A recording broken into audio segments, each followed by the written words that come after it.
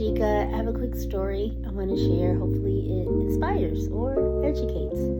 So, a few days ago, I was in the store, and of course, it's about food. And a slightly older sister stopped me. She was standing in front of the olive oil and just completely perplexed. And she was in an assistive device, kind of like a wheelchair. So she needed some help reaching other brands. But the truth was, she didn't know which olive oil to get. So she was like, I have no idea what to buy. I said, well, tell me what's got you hung up. And she's like, well, this one says robust, and this one says mild, and this one just says regular olive oil. And I said to her, well, some of these brands are divided by region, and certain regions have certain qualities where they'll be a little peppery, or they'll be a little sweet, or they'll taste like a little bit more briny, depending on where they're from, how they're aged. You know, they're all olives, depending on their origin. They have different qualities. She said, well, what about this one? I said, well, that one is for cooking. And she said, well, what's the difference? I said, well, this one you have in your hand is an EVOO, and where it's from, I wouldn't cook with it. And she said, why? I said, it has a low smoke point. And she said, well, what does that mean? And I said, a low smoke point means that if you get it hot enough to cook most of the things you're going to cook with, it's going to burn out. And it'll be smoky, and you're going to taste that in your food. It's going to be bitter. It won't be good. But if you get a mixed oil that just says olive oil, this particular brand, I said, you'll be fine. Well, what's the difference? I said, the one that's for cooking is oil that is a mix of the EVOO, so that's why it says robust, but for cooking, but it's mixed with a refined oil. Now, the EVOO is the oil that comes from one press. That means in traditional olive oil making and in current processes, it's crushed one time and the oil comes out. That's what you capture. In olden processes, that second and third crush, which they don't do anymore, that oil has so much residual from being pressed so many times. Not only does it not have the flavors, that's what goes in the first press, it has to be heated up in order to remove all the impurities.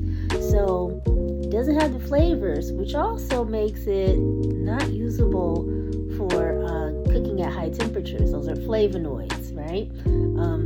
Fruits and vegetables have them.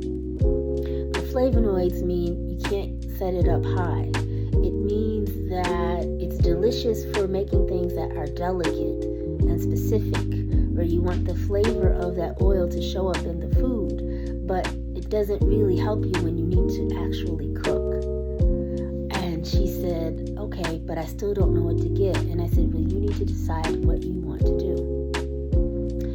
And, she still stood there for a while after I left, I guess deciding what she wanted to do with the oil. And I also suggested, if you just wanted to cook and you wanted to taste okay, you can get another brand in another aisle, and I think you'll be happy with it.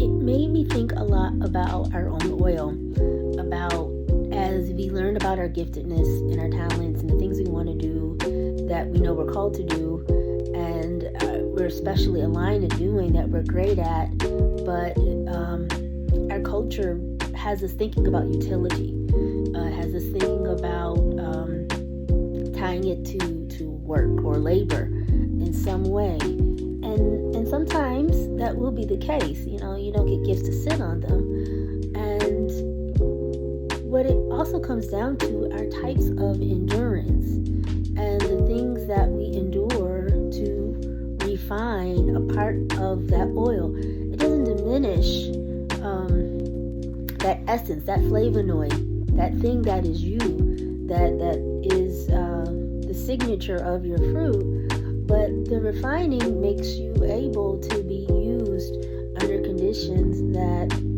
require you to participate with the heat instead of being refined by that heat. This is something I'm working out myself, unlearning the conditions of of being merited by the type of labor we can produce is very different than operating by your grade of oil.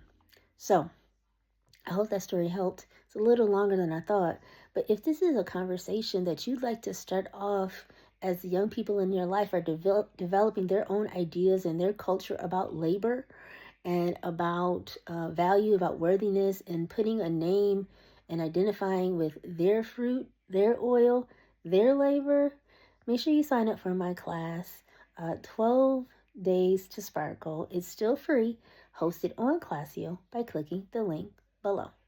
Take good care. Keep cooking.